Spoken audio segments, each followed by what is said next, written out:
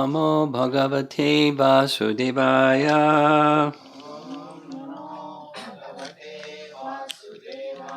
Om Namo Bhagavate Vasudevaya. Om Namo Bhagavate Vasudevaya.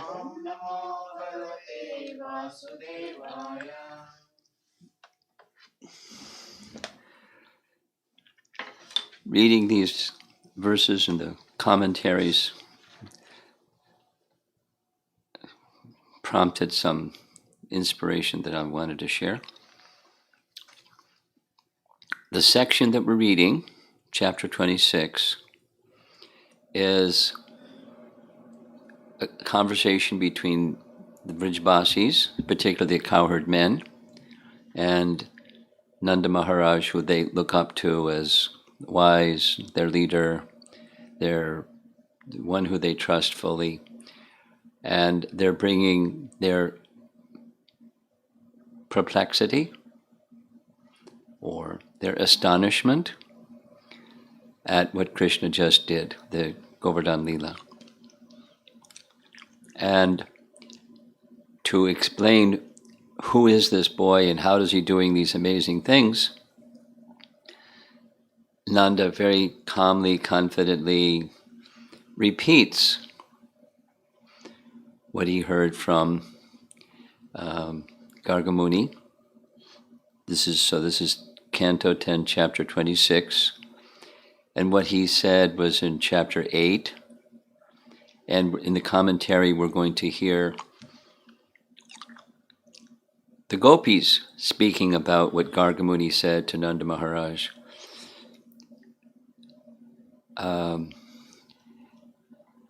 Meaning, everybody knew, and they had different understandings based upon their mood of love for Krishna, what was meant by the words of Gargamuni. And in the very explicit message that Gargamuni is giving is not exposing the fact that Krishna is Narayan, but he has powers like Narayan. He doesn't want to disturb their affection. What's being used over and over again is their natural affection. The natural affection indicates the affection that one has, the residents of Vrindavan have, for the original form of the personality of Godhead from whom everything comes, this Swami Bhagavan Krishna.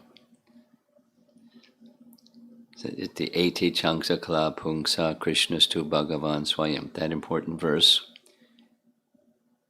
Canto 1, Chapter 3, upon which the all rest of the Bhagavatam is supported, foundational verse,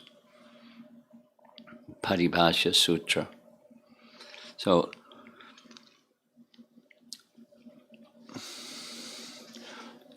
in those verses, the truths about Krishna, we mentioned this yesterday, truths about Krishna are being revealed by Gargamuni. And our acharyas, in their commentary, are disclosing truths about Krishna, Swayam Bhagavan Krishna, that don't simply teach us Krishna is the source of everything. I mean, that's a simple definition of the absolute truth, or a simple definition of God. That which, or he who is the source of everything, that's the absolute truth, that's God. But even more specifically, the commentary of our acharyas are disclosing another truth, that truth of the special love of the residents of Vrindavan for Krishna.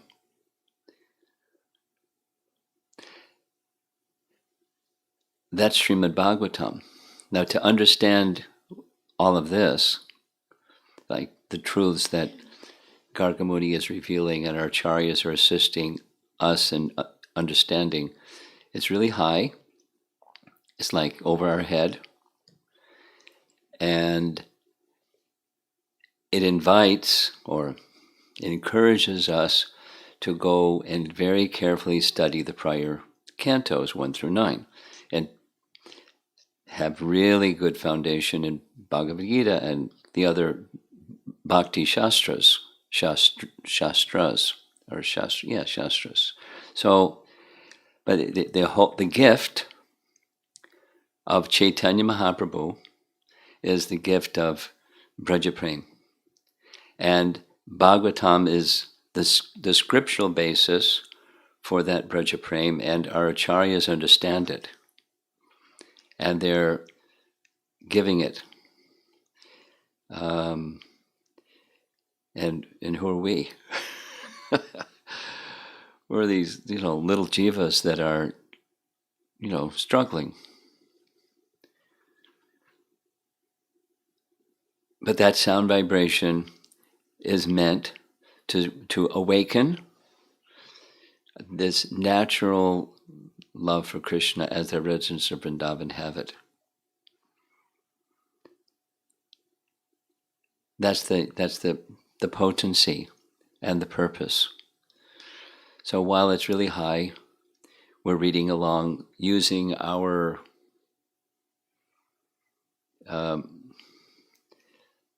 mundane sensibilities, or we're used to processing things in illusion or using our mind and senses. Does this match what my mind and senses are familiar with?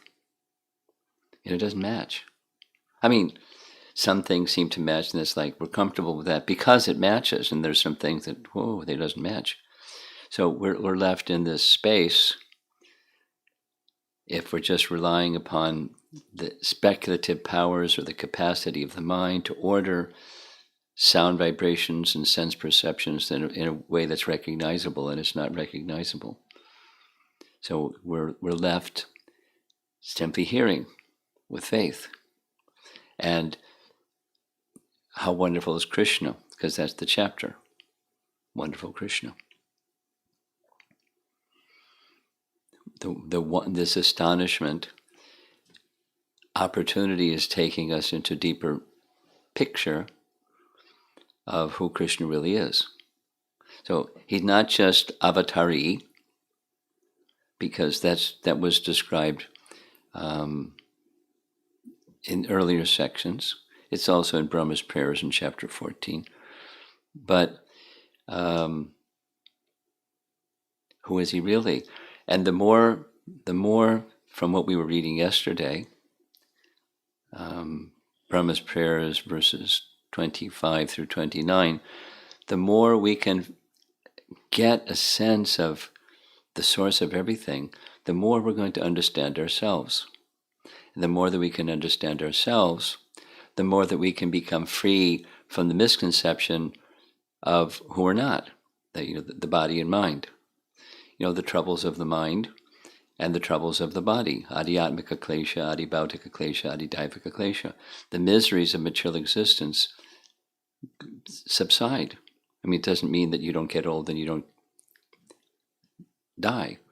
But identifying with the circumstances and, have a troubled mind. But it just fades. That's the potency. Like, and putting in simple language, everyone should be happy. And then, but they do not know what it means to become happy, or what is happiness, or what is love, or what is, the illusion is accepted as reality. So these sound vibrations help us get to reality. And part of getting to reality is letting go of non-reality, illusion. But we're holding on to illusion. So it's a bit of a struggle to stay with it. But the mercy of Chaitanya Mahaprabhu and his followers who are giving commentary want to take us to reality, and the topmost reality. even were unqualified. Please take it. That's the mood. Just unrestricted compassion, resting upon the message of Srimad Bhagavatam, which is really high.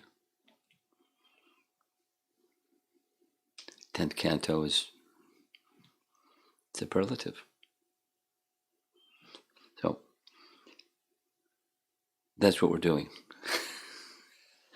So we'll be discussing two verses this morning, 10, 26, 21, and 22. So this is continuing with Nanda Maharaj explaining to the cowherd men, who is this boy, his son. And he's just repeating verbatim, because he has a good memory, exactly what Nanda Maharaj said.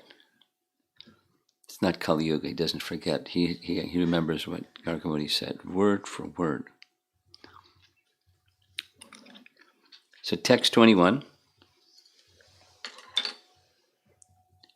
translation. Demons cannot harm the demigods, who always have Lord Vishnu on their side. Similarly, any person or group attached to all auspicious Krishna cannot be defeated by enemies, like Kamsa, or the other demons that Krishna killed that were recited earlier. And the very short purport in the BBT publication, Srila Prabhupada has especially indicated in this connection that just as Lord Krishna's associates could not be defeated by Kamsa, so his modern day devotees will not be defeated by their demoniac opponents, nor will the Lord's devotees be defeated by internal enemies, the lusty material senses. Now, some people are defeated by them, and that means that they slackened in their submission to Krishna. So the protection is the submission to Krishna. That's our protection. And then we're protected from demons and our own internal enemies. And otherwise we're vulnerable. So now we're going to go back to the translation of 10.8.18. This is when Garga Muni originally said these things. And there's no Prabhupada purport for this particular verse. But here's portions of our Acharya's commentary. This is Jiva Goswami. Men who show affection for most fortunate Krishna Mahabhage are not defeated by demons. Manava means any jiva. That means so. It's not any jiva, not just the Brijbasis.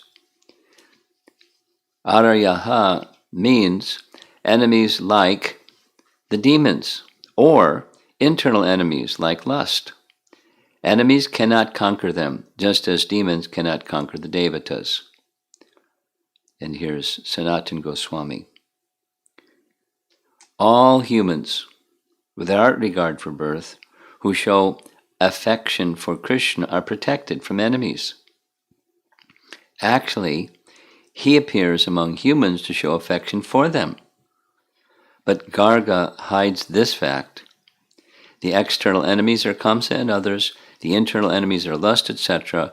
Similarly, the demons cannot harm the devatas, or the materialists cannot harm the devotees. You should never fear Kamsa or his allies. And here's Vishwanath Chakravarti Thakur commentary. Now he's commenting, there's a section where this verse, this morning's verse, is referred to by the gopis. So the gopis knew what Garga said to Nanda. It's like we can assume lots of Brajbasis, if not everybody knew what Garga said. So this is now in the section that precedes Gopi Gita section of the Bhagavatam.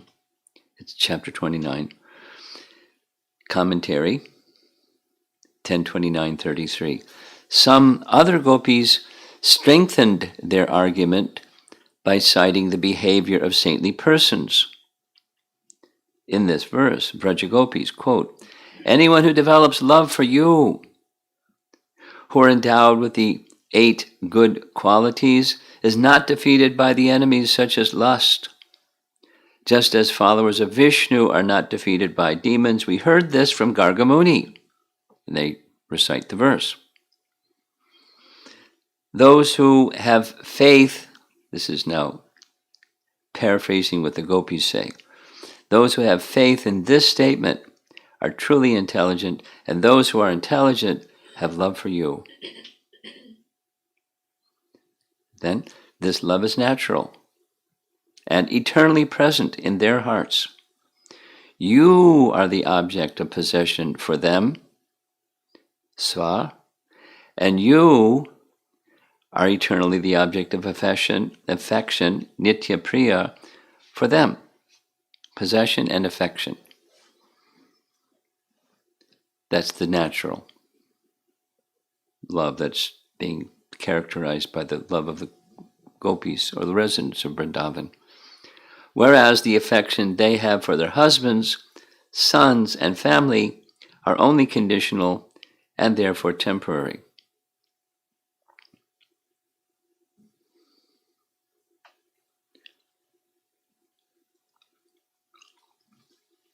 Now, Jiva Goswami's Krishna Sandarbha.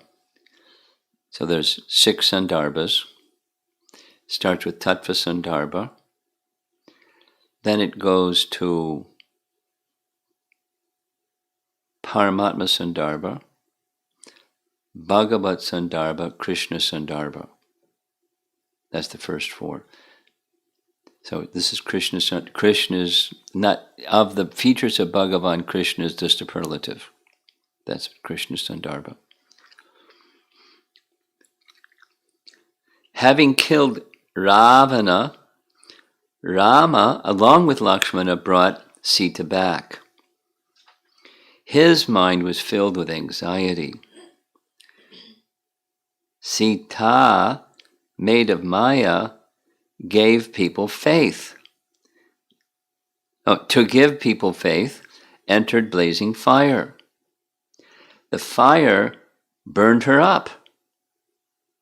Thus burned up having burned up the false Sita, the fire god, shining brightly, showed Rama the real Sita.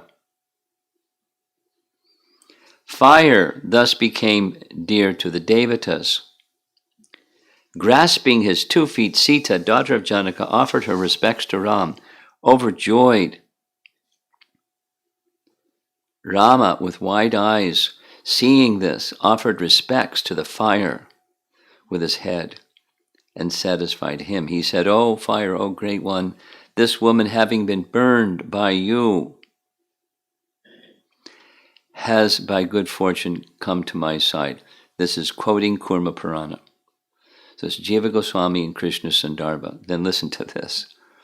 One should also see Agni Purana, though this is not made clear by Valmiki. His not mentioning it serves to nourish Karuna Rasa. Now what's Karuna Rasa? That's the Goswami's, it's Rupa Goswami's term for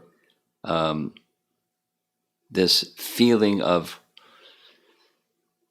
sadness, or what's the word that is commonly used? Huh? Lamentation. There's another word that's used. Sorrow. There we go. It's a secondary rasa, like astonishment is a secondary rasa. So this is Jiva Goswami saying Valmiki didn't mention it purposefully because it was to enhance something that's really important to Valmiki, which is nourishing sorrow, or karuna rasa, the secondary rasa. He didn't mention it. Now, I know people that like Valmiki Ramayana, and they're like, this false Sita thing is, over there. We're not, it was Sita. There's no mention in Valmiki Ramayana. The false Sita was stolen, so we're like, it's over there. Anyway, that's fine to have that strong faith, and it nourishes sorrow. And Jiva Goswami is saying what Kurma Purana said is true, and Chaitanya Mahaprabhu said it was true. To the Brahmin, the Ram Bhakta that he met, and then he brought the Kurma Purana passage back and showed him. See, it's true. So in any case, one can have this perspective, that perspective, and it's just rasa. The arrangement for explanation sometimes depends on someone else, Jiva Goswami writes. Paragraph. Chaste women have power, and more particularly the Lord's women have power. Then he quotes this verse that we just read this morning. Enemies cannot harm the devotees who show affection for this greatly fortunate child, just as demons cannot harm the devatas. This is Garga's general statement. This Maya, who serves Krishna, can produce any kind of protection, like the household fire of Rama, which protected Sita. The spiritual forms were concealed. This is the gopis now, chapter 29 of Canto 10. The spiritual forms were concealed when getting married and sleeping with their apparent husbands. This happened at other times in relation to others also. This was suitable for Maya, since her only goal was to increase longing and protect their morality. Paragraph. The spiritual forms, Swarup Siddha, were present when they spoke to Yashoda in Bhagavatam 10:35-14, when they stopped serving their husbands and children. 10:29-7, and when they were prevented from joining Krishna. 10:29-8. Other examples can also be found. So I didn't read lots of the commentary, but it's a big deal for our commentators to make reference to this verse we just read this morning to explain what's really going on with the gopis being in their relationship with Krishna. So one of the points of emphasis that Jiva Goswami makes in his commentary on the Gopi Gita section over and over and over and over and over, it's like, okay, I get it. These gopis are expansions of Radha. Krishna is enjoying with his own expansions, and there's nothing immoral. Say it conversely.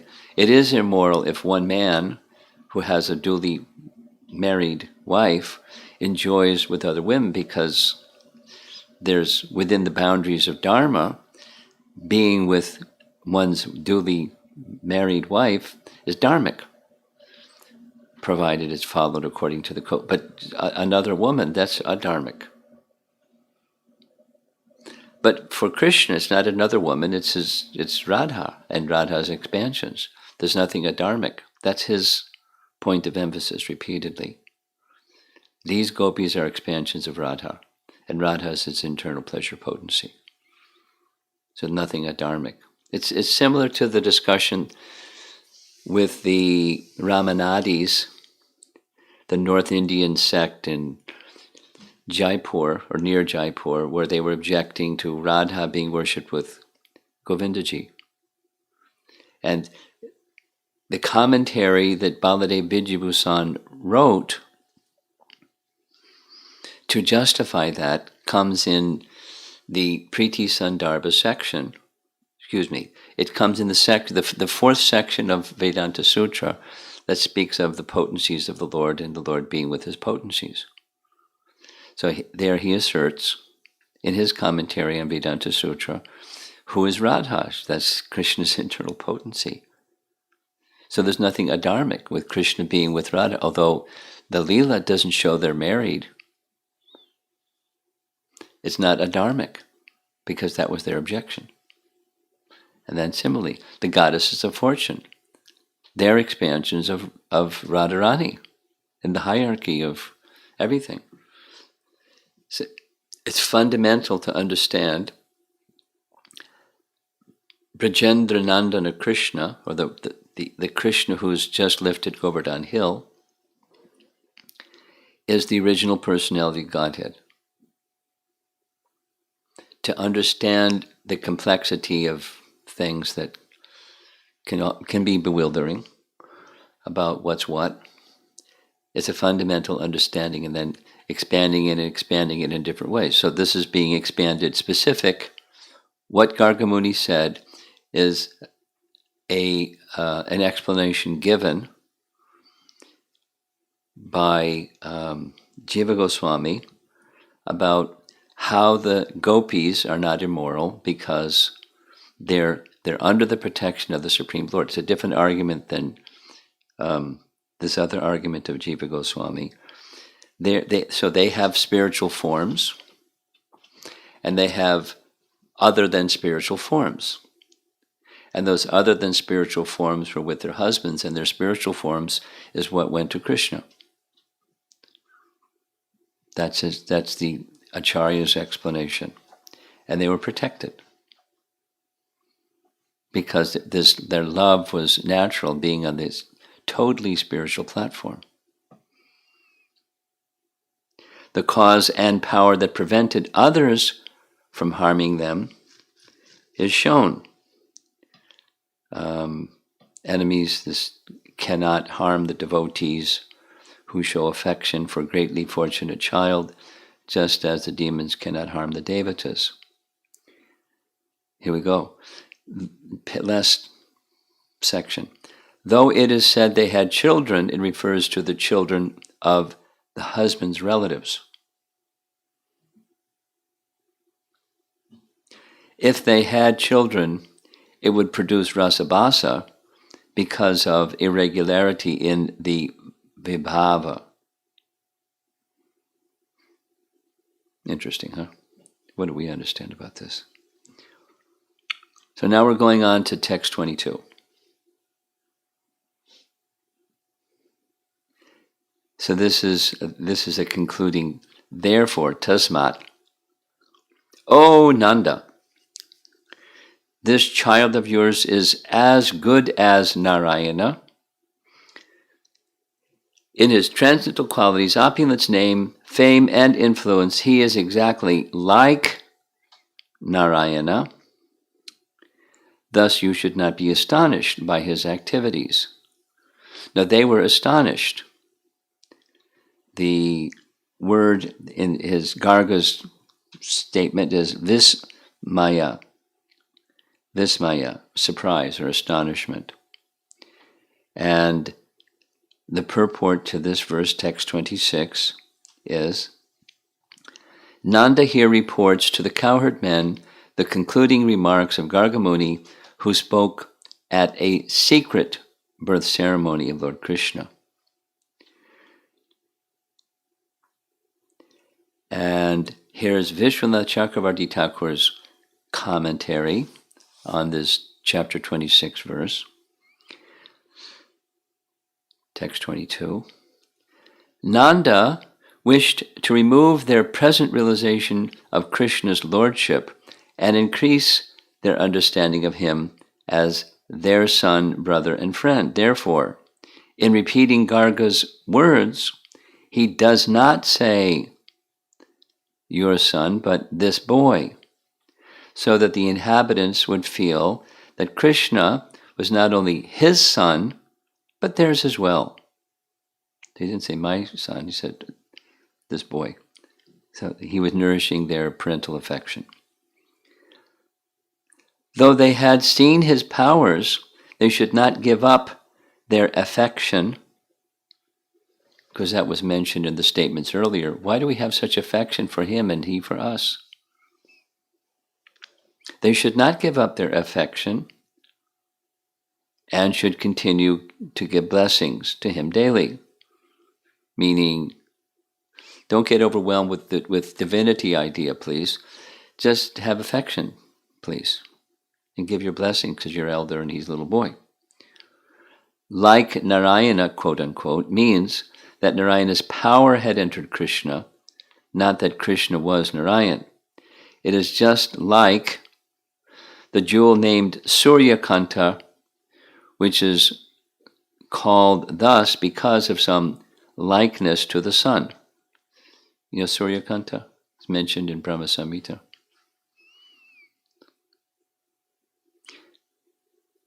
The child was not God, nor was he an ordinary human, but someone who could perform extraordinary deeds.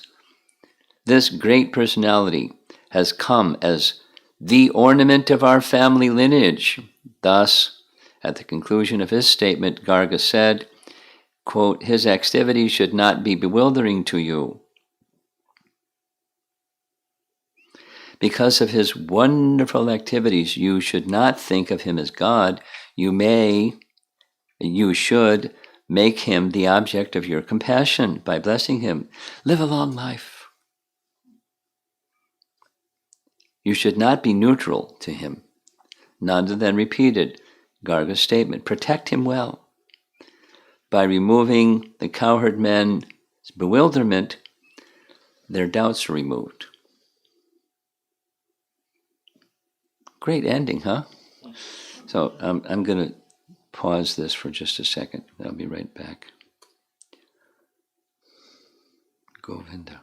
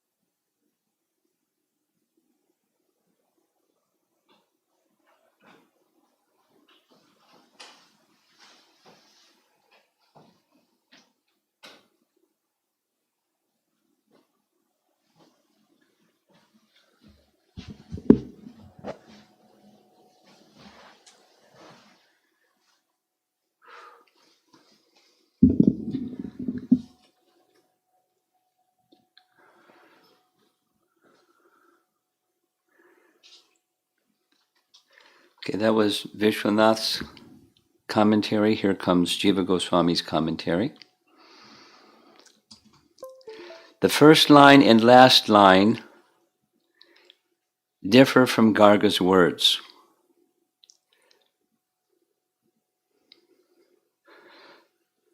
Parentheses, therefore this child of Nanda is equal to Narayan. And You should protect this child very carefully. From text 19, this is 22. Out of humility, he hints that everyone should protect the child with possessiveness, since he has extraordinary qualities, but states in another way, namely, one should not be surprised by his activities.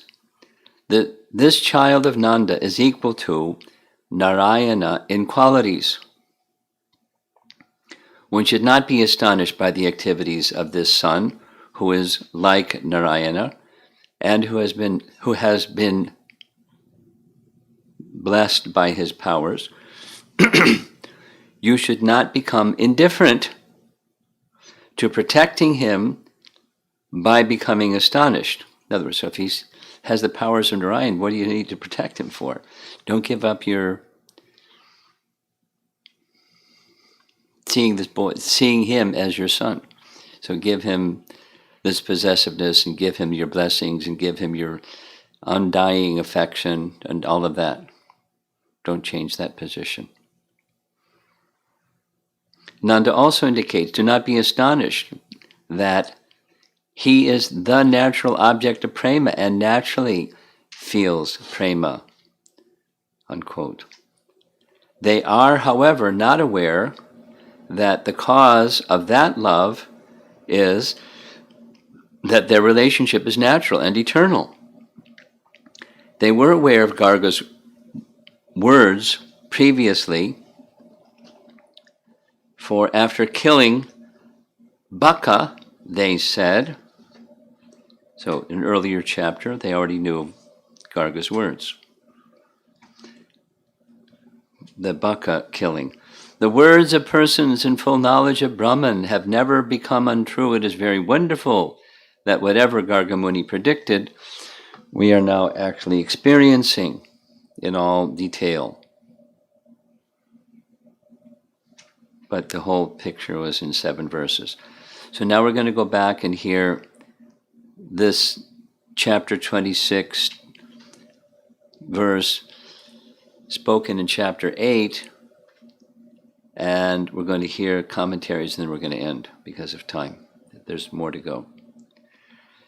The Prabhupada's purport in chapter 8 reads, in this verse the word Narayana Samaha is significant. Narayana has no equal. He is asamurdva. No one is equal to him, no one is greater than him, as stated in the Shastra from Chaitanya Charitamrita Madhya Lila, chapter 18, it says that. One who equates Narayana, even with great exalted demigods like Lord Shiva or Lord Brahma, is a Pashandi, an agnostic. One who can equal, no one can equal Narayana. Nevertheless, Garga Muni used the word sama, which means equal, because he wanted to treat Krishna as the Supreme Personality of Godhead to become Nanda Maharaj's son. Garga Muni wanted to impress upon the mind of Nanda Maharaj, quote, your worshipable deity Narayana is so pleased with you that he has sent your son almost equal to him in qualifications. Therefore, you may designate your son with a similar name, such as Mukunda or Madhusudana. But you must always remember that whenever you want to do something very good, there will be many hindrances. Therefore, you should raise and protect this child with great care. If you can protect the child very cautiously, as Narayana always protects you, the child will be as good as Narayana.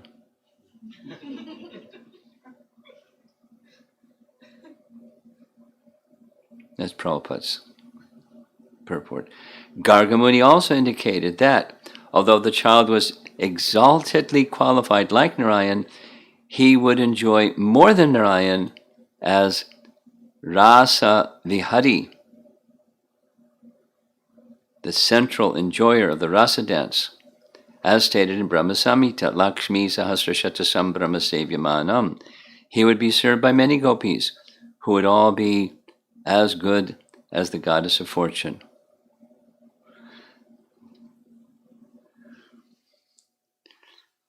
Jiva Goswami's commentary on 10.8.19.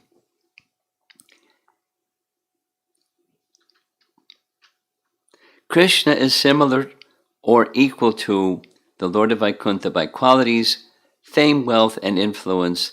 The hidden meaning, samaha, is, quote, he to whom Narayana is similar. He has more qualities than Narayana by showing similarity of an object of comparison with the main object. Lesser status of the object of comparison is indicated. Very clever.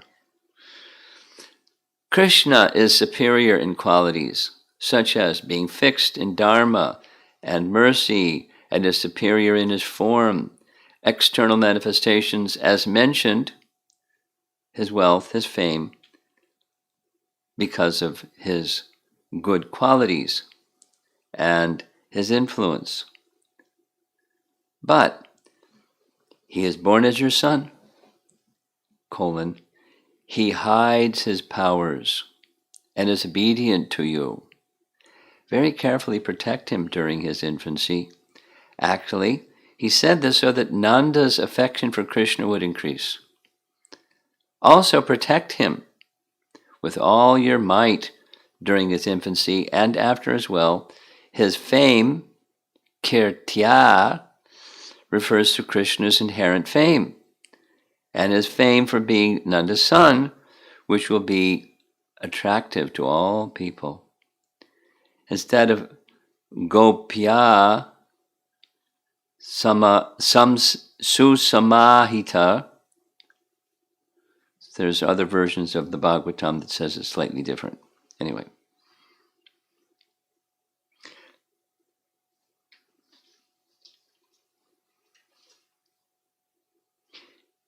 The ordinary meaning of the verse is as follows. Because Krishna is like Narayana, he will have Narayana's names. And he will have other characteristics like Narayana. Thus the gopis and others call Krishna by names like Mukunda, which were made known by Nanda. Nanda Mahaja, O Nanda, your son, also means your son who produces bliss. And we'll just read one more because of time. Sanatan Goswami's commentary on 10.8.19. Krishna is similar or equal to the Lord of Vaikuntha by qualities, fame, wealth, influence. Since Yashoda and others heard this, later in the 21st chapter, the gopis praise Krishna with names like Mukunda.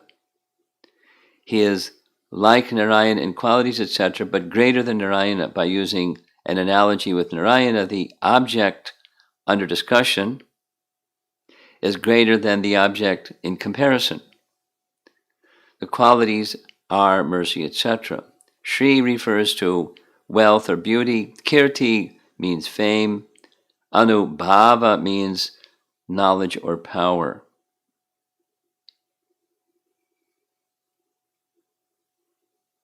Reference to quality indicates the 6 qualities of Bhagavan. These are then described with other words like Shri, Kirti, and Anubhava. Vairagya is unsuitable, so it is not mentioned. Anubhava, parentheses, Aishvarya and Virya, also includes knowledge and dharma, as well as power. You should protect him with all his qualities, beauty, etc.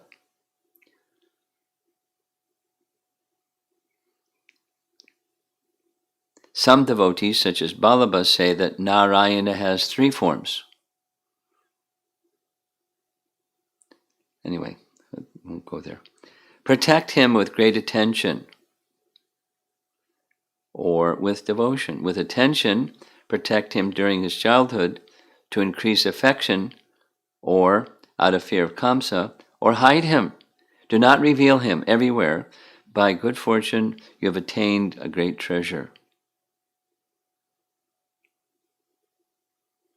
The ordinary meaning of the verse is as follows.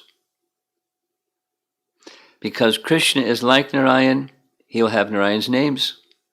And when you have other characteristics like Narayan or Nanda,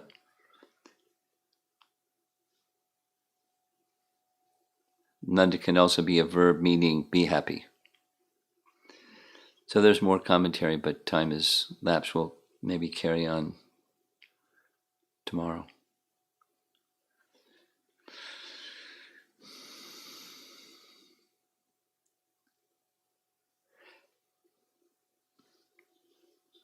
These are important verses, just circling back to where we started this morning's class.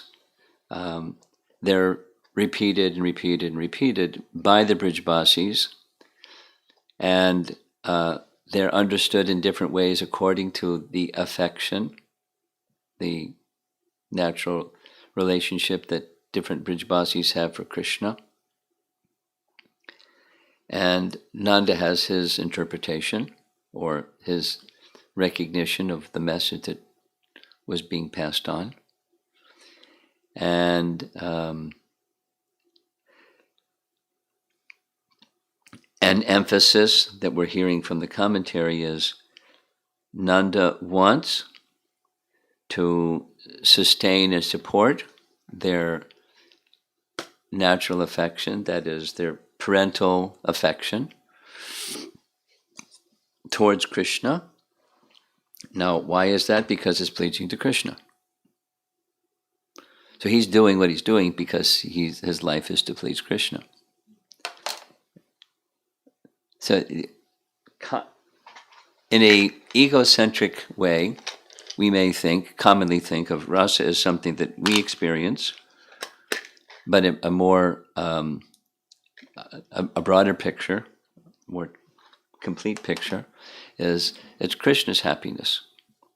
And Krishna's happiness is unlimited, and there's diversity amongst that unlimited happiness. So the residents of Vraja, they're giving Krishna happiness in different ways. So the language is to support that which gives Krishna happiness, and they're happy to give Krishna happiness. So they go along with Nanda Maharaj because he's an instrument of Krishna's happiness in a very special way. Particularly speaking to the elder cowherd men, so they have parental affection like he has parental affection. He's nourishing that by Krishna's arrangement. So again, the curtain has been drawn back. Here's his divinity, and now it's like it's not his divinity. Let's close that curtain. And he has powers like Narayan, but he's my son and he's your son. So please have affection for him like your son, and as he has affection for you. It's holding, the curtain's drawn back again now. So, and we, we're conditioned souls, in case you didn't recognize. We're conditioned souls. And we're just trying to get it that, there's a source of everything. And Krishna is that source of everything. And then, we're getting the curtain opened, that, he's not only the source of everything, but the highest form of love. This is Rupa Goswami's teaching in Nectar Devotion. Those of you who have studied it, sadhana bhakti leads to bhava bhakti, leads to prema bhakti. And in the higher stages of sadhana bhakti is this raganuga bhakti. And that's what we're doing, is stimulating that. We're not there yet, but it's being stimulated by these. And when we're there, the purity has come to the point where it's no longer, well, is Krishna, is there a source of everything? And is that source of everything Krishna? By hearing and hearing and hearing and hearing, it's not just brainwashing. It's not like making one believe something just by hearing it again and again, like propaganda. False propaganda. It's the original consciousness. When we come to that stage where this is the original consciousness, who I am is meant for Krishna's pleasure, then some eligibility will already be in place by hearing the way that we're hearing of the spontaneous love of the residents in Vrindavan, and one becomes attracted to a particular mood of some of the residents of Vrindavan, either this way, that way, and meditating on a Ragatmika Bhakta in Braja. And that's the Raganuga Sadhana Bhakti stage. The regular thing goes on. So, what good fortune? Who can understand? We don't. Even hearing how fortunate, we don't really understand it. But somehow or another, and this is the mercy of our founder Acharya, let everyone be happy. And that real happiness, one more time, because it came from our discussion yesterday evening with the verses and commentary, to get to the point where we don't accept illusion to be reality, the rope to be a snake, that's the illusion. It's not a rope, it's a snake. And then other feelings besides, the feelings of a rope as a snake, it's objects out there are opportunities for me to be an enjoyer of. That's what this world is. The rebellious toward Krishna paradigm, and then we struggle, because that's not what it is. We feel negative emotions because we have the wrong paradigm. Illusion is reality. And rubbing our hands together, I'm meant to be the enjoyer, and we get smacked and we keep going like donkeys, just keep going. And aside from like escapism, I don't like this getting slapped around by the material energy. Let me check out. That's another feature of illusion. It's still not knowing who we are. Check out. And so, who are we? And to understand who we are, what we heard yesterday is, and in the last few days actually, the Brahma's prayers, is to understand what's reality.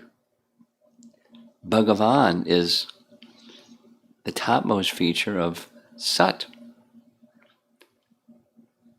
the absolute truth in its fullness.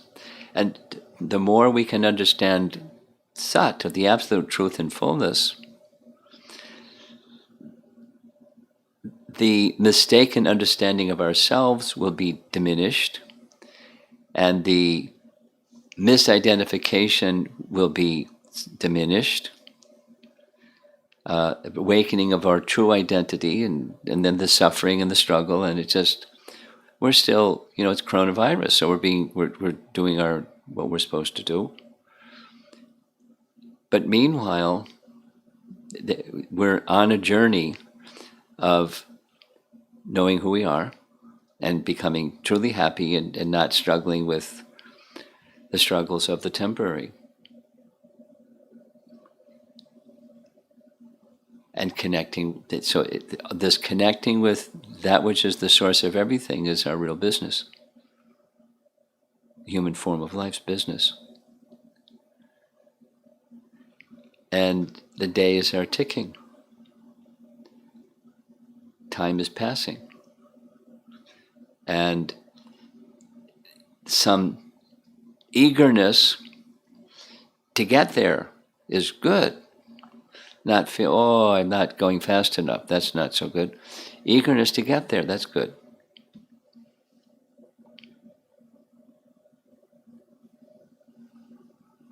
Don't succumb to lamentation and, I'm not there yet.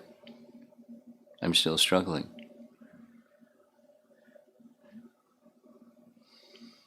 That's because of long-standing involvement in the material energy. Let me become more enthusiastic to get there. Turn the light on and darkness is dispelled. Make the light brighter and brighter and brighter. The darkness is dispelled. So, I try, then it's unsteady. So, okay, keep trying. And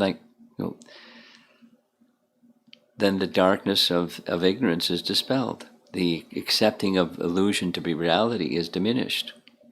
The struggle from material existence, because this verse was quoted several times by the Acharyas, the Daivihesha Gunamayi verse of Bhagavad Gita. Mama Maya Duratyaya.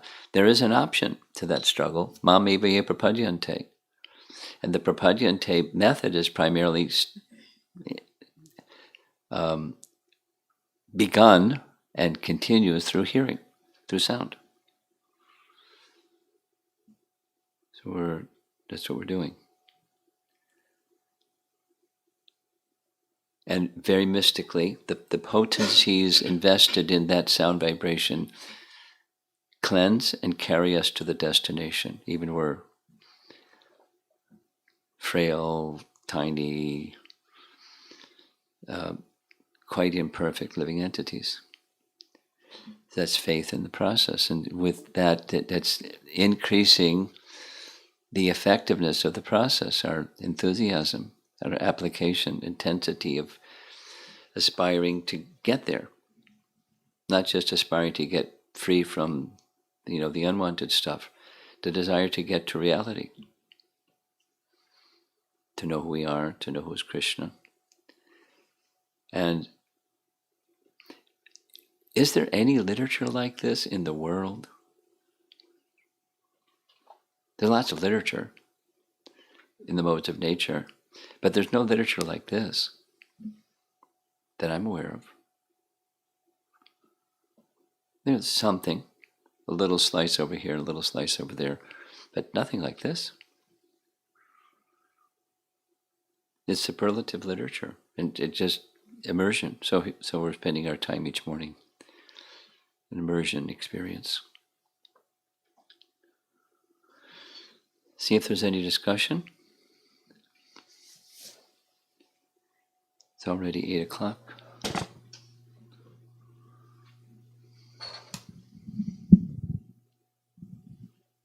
Hare Krishna, Guru Maharaj. Thank you so much for this morning discussion. It's very inspiring and heart-touching.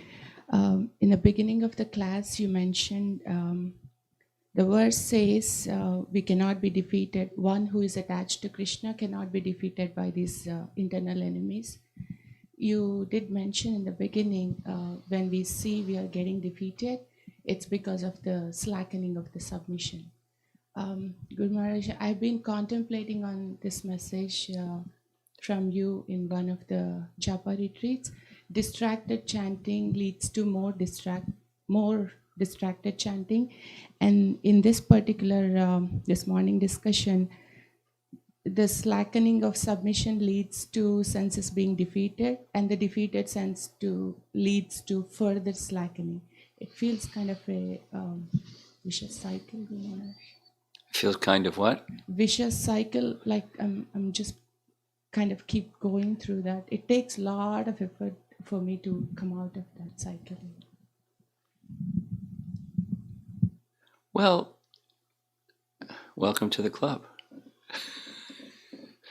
You're a card-carrying member of the Vicious Cycle Club.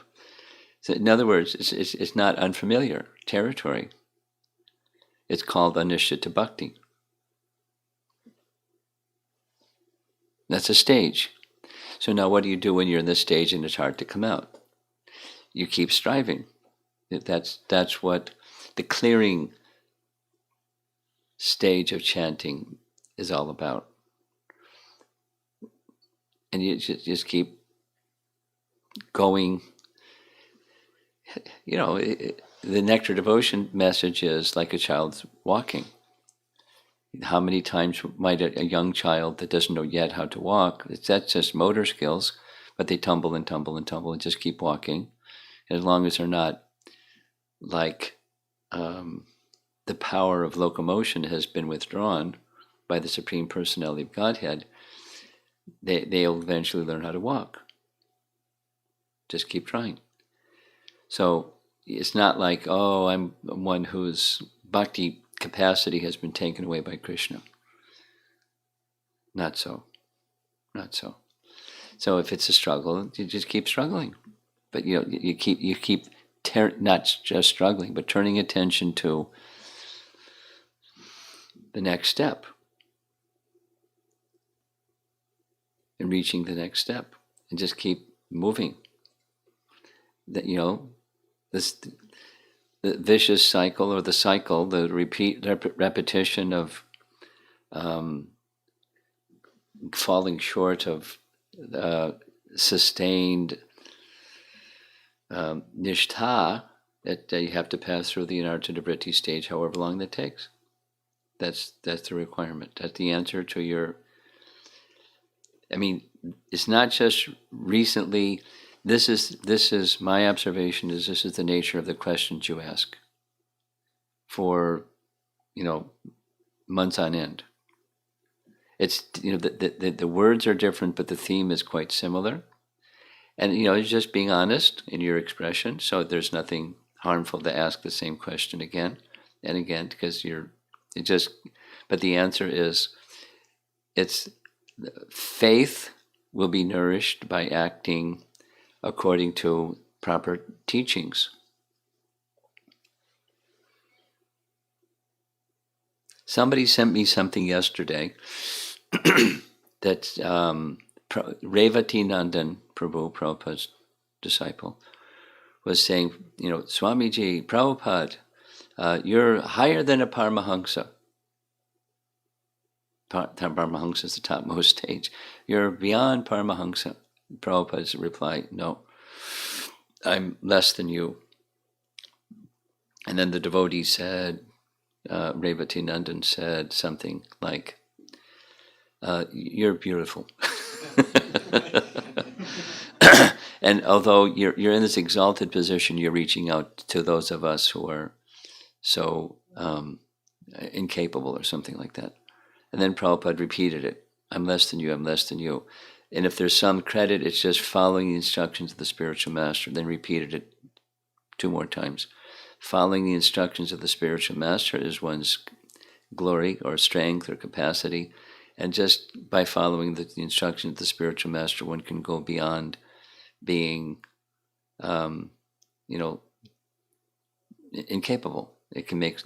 So he was emphasizing that's what he saw. It wasn't just a promotion of an idea. That was what his strength was. The instruction of his spiritual master carried him to a position of what he achieved.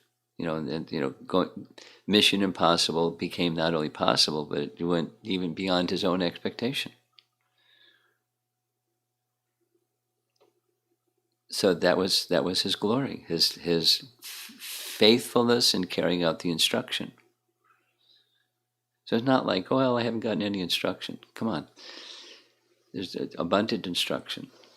So then with faith, take up as much with whatever faith one has, one takes up and tries to grow that faith and stay steadfast, even I'm in this unsteady stage, the cycle stage, as you put it.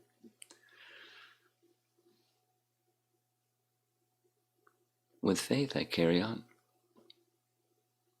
expecting Krishna's mercy all the while. That's the solution. As the nature of the questions that you ask are answered in that way. There's nothing wrong with you. It's quite natural that you're in that stage, and however long it takes, you can continue. And maybe someone else goes faster, someone else goes slower, someone else isn't even taking it up, someone else is already there. Don't compare yourself to others. Just your situation is what your situation is, and accept that this is my situation. Let me continue and go the next step.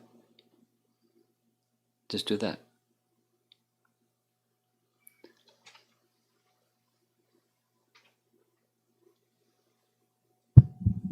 Hare Krishna Maharaj. The first one's the translation. The demigods are not defeated by the demons. Could you turn the speaker my direction? The speaker, just because Thank you. Go ahead. The demigods are not defeated by the demons. Yes. But sometimes we see temporarily, maybe. Temporarily, yes.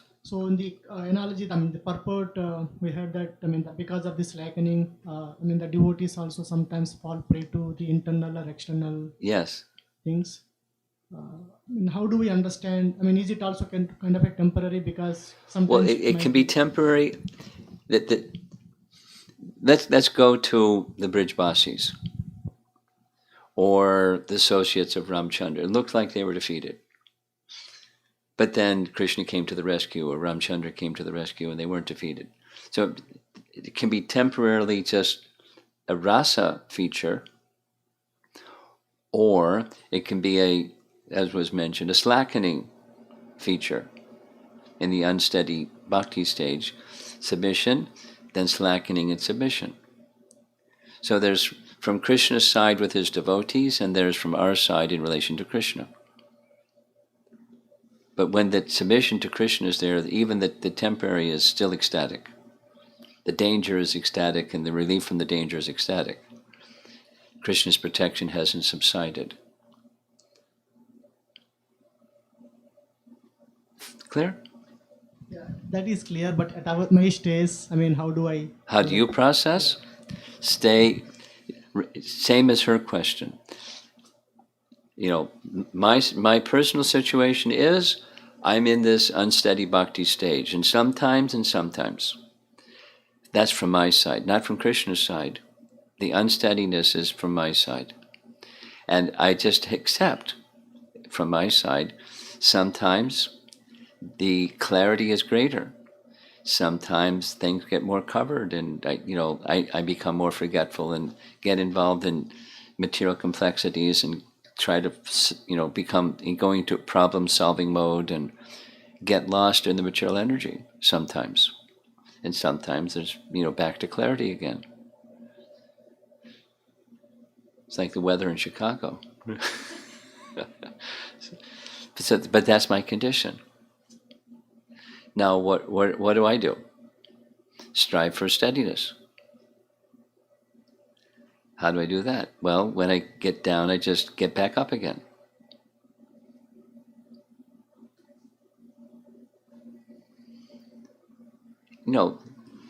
Worldly people live by that principle. Philosophical, there's this nice quote from Confucius. It says something like, "What a man's greatness is not if he never falls, but when he falls, he always gets back up again." And that's like, mode of goodness kind of message.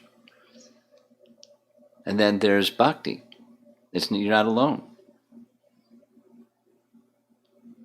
fortunately. Not just dependent upon, the configuration of your modes of nature today. There's more mode of goodness so I can get back up again. It's mercy. So that's the bhakti power is beyond. It's help beyond your own strength.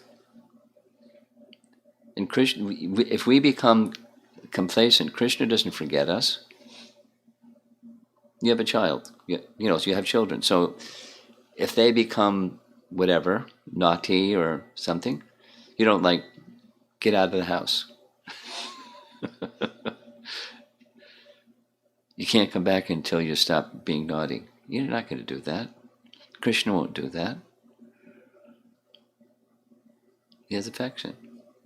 And the affection will be displayed differently to reciprocate with us, and according to a standard that we don't even know how to help us get back to Godhead, but he does. So his vigilance, his protectiveness continues, even when we become slackened. So this is that temporary thing. Now, we're not aware. Your children may not be aware of your unconditional affection for them. Supposing you're, like a super duper father. Unconditional affection. And that affection may show itself in it differently, but affection is always there. So you're not alone. That's that part, the second part. Even when you're in this, what about me? I'm unsteady, and there's temporary this and temporary that. Krishna doesn't forget.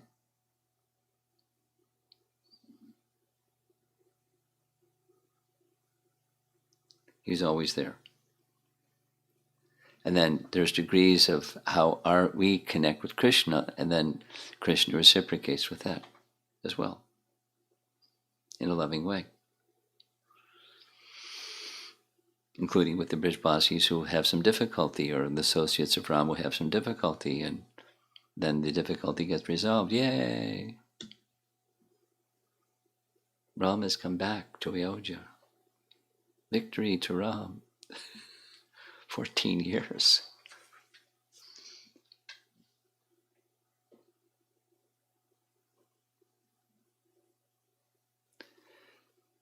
Anything else?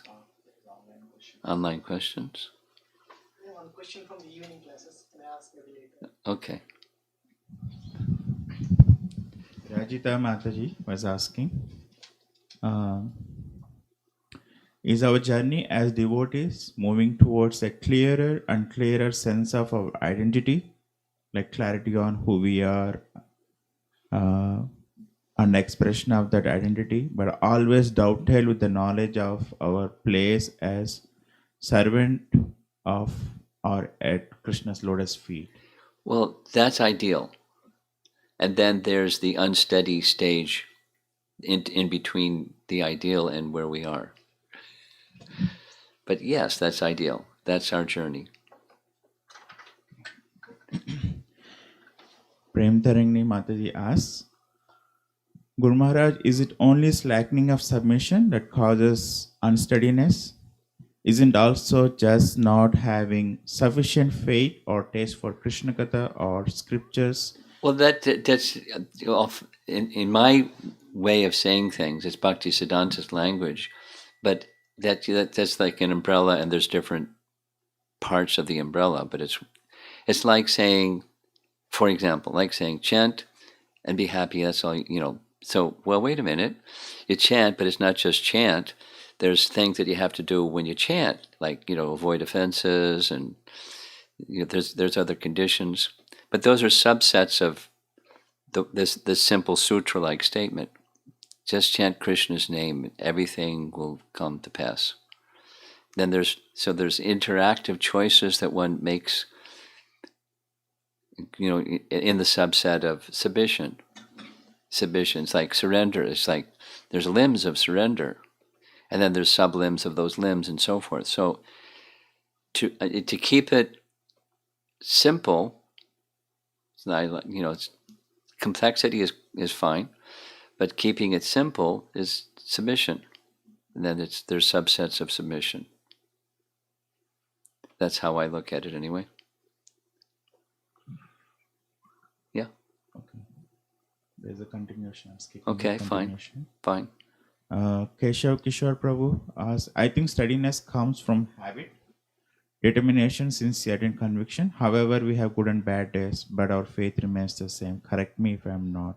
Well, steadiness certainly is in terms of effort, and steadiness, some measure of steadiness, has to do with interruptions in our attentiveness while we're steady in our effort.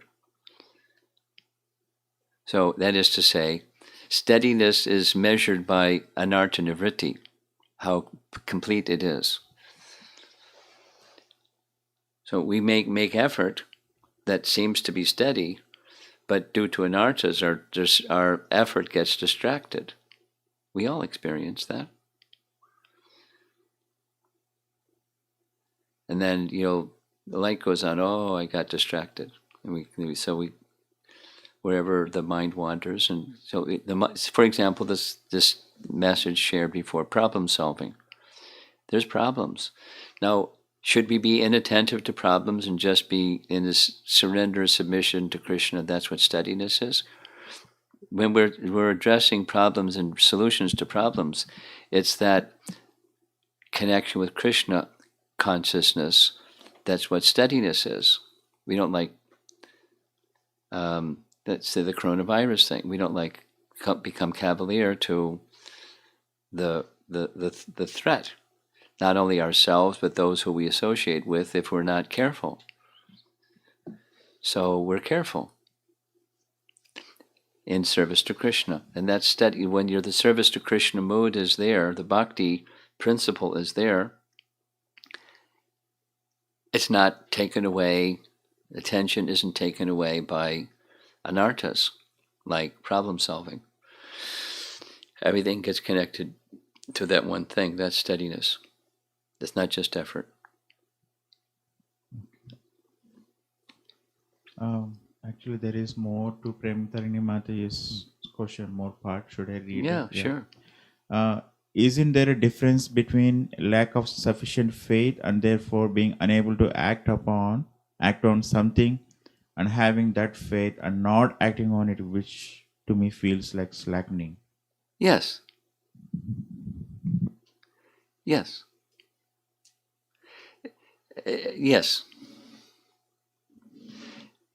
Emphasis can go over here, and things can be said as subsets of the emphasis over here.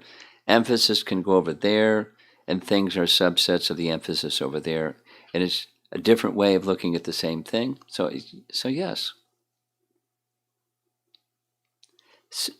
There's scriptural support for the saying faith is everything.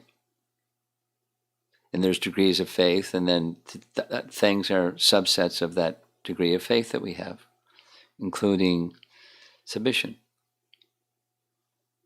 That's fine. This question is from Sthira Mataji. We may follow some instructions better than other. How do we see that? Some persons, Some instructions better than other. we're able to follow some instructions better than some other instructions. Better than I'm able to follow one instruction better than the another. And so the question is why? How do we see that? How do we see that? Yeah. You see it as it is.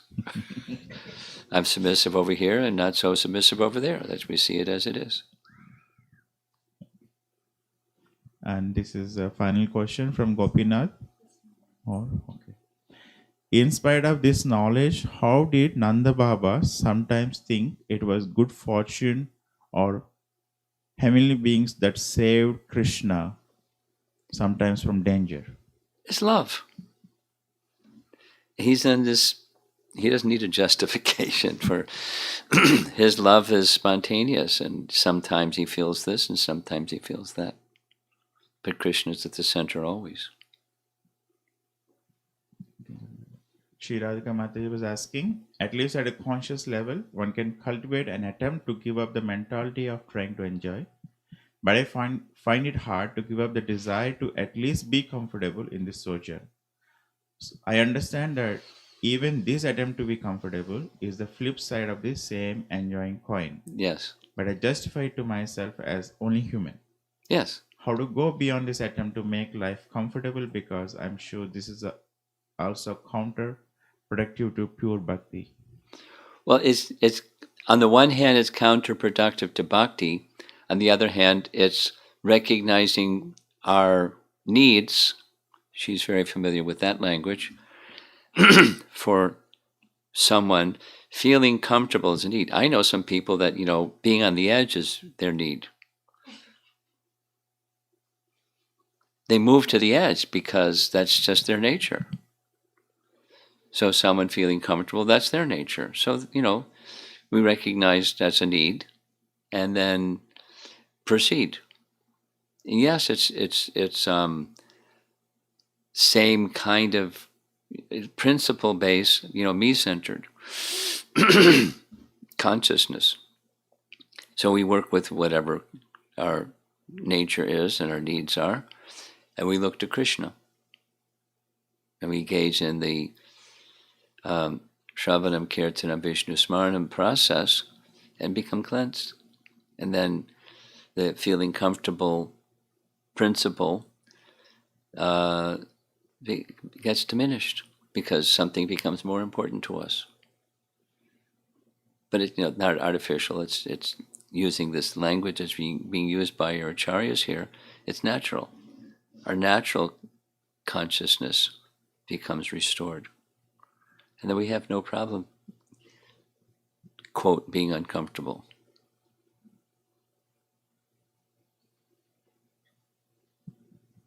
Thank you, Maharaj. Yeah. Amara Mataji asks, what are the indications to know if one is speculating?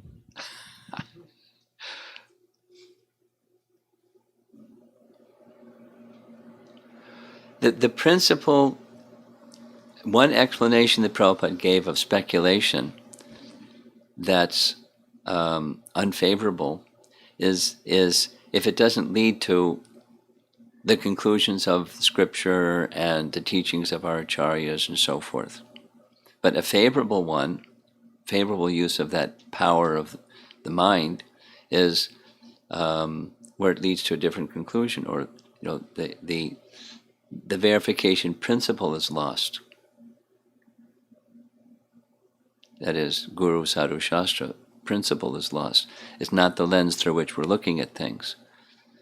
So both in terms of conclusion as well as methodology, one should search the descending knowledge while we're trying to understand. That's, you could say, that's speculation. I don't know. I'd like to know. I'm trying to know. So that's a speculative, perhaps. So how do I know? Am I following the thread of descending knowledge while I'm trying to know? Or I'm somewhere over there speculating and then seeing, well, how does this match up with Scripture? That's not recommended. Search through the medium of Scripture. Therefore, it's important for us to become familiar with Scripture. This is actually Keshav Kishore Prabhu sent a follow-up for his comment, saying that steadiness comes from habit, etc. He says that basically we should not be questioning and chastising ourselves for the slackening. Yeah, that's okay. Don't submit to the mode of ignorance. Submit to the mode of goodness. And this is a comment from Hema Mataji Hema Surya Vanshi, saying that hearing this Q&A, I'm feeling assured about Krishna's love and protection, and no need to worry and lament if I fail, and if I fail, I just need to try to connect with Krishna in the way I can. Good. Very good. We're done. You have something. Anyone else? You have something. Evening class? Okay. Jeez, it's 8:30. So my question, Maharaj, like Lord Brahma, when he came to know about the Krishna is the Supreme Lord Narayana, so he was able to submit himself very easily. He was able to do what? Submit himself. Submit himself, Yeah. okay. I mean, whereas Indra, he was like, got more offensive. Right? I mean, in the beginning, until he was... Well, then he cooled down. Yeah. So, I mean, what is that quality that Brahma has? Because it is difficult to submit, because Brahma is one of the most intelligent persons in this universe. It was easy for him to do that, right? I mean, because in my case, if something is not happening as per my own thing, maybe... As per your own... whatever I think is the right. Faith is the word you used? Not faith, I mean, my own... Projection of the way it should be. Yeah. So, I mean, it's very difficult to, agree to that process. That's an obstacle. I mean, I may... This is, similar to Amara's question about speculation. It's not the same, but it's similar. And that is, so here's a situation that I'm not agreeable to. It shouldn't be like this. Now you have choices. You can just, so many choices. But supposing, for example, it's something at work, and it's going away where somebody's, doing something cuckoo, and it's not going the way, so then you make choices.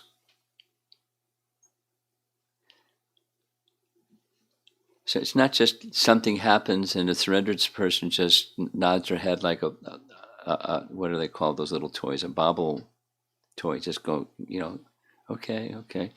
So you're making choices, and how you're going to respond to a situation that isn't going okay. It's not right. But there are some situations, one of the options, depending upon what the circumstance is, this is Krishna's arrangement for me to understand something about myself and how I react to circumstances that aren't going right. And am I connecting when I'm making my choices? Am I aligning those choices with a value that I have, that I should choose what's going to be meaningful and pleasing to Krishna? Or is it just about me? It's like that exercise that we had about, are the choices that I'm making aligned with my values? So there's different ways of looking at circumstances that aren't going the way that you feel they should be going. In some cases, you just accept at the heart level. I mean, not like I like it, but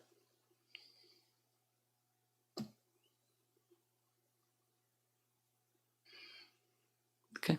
Prabhupada, keep.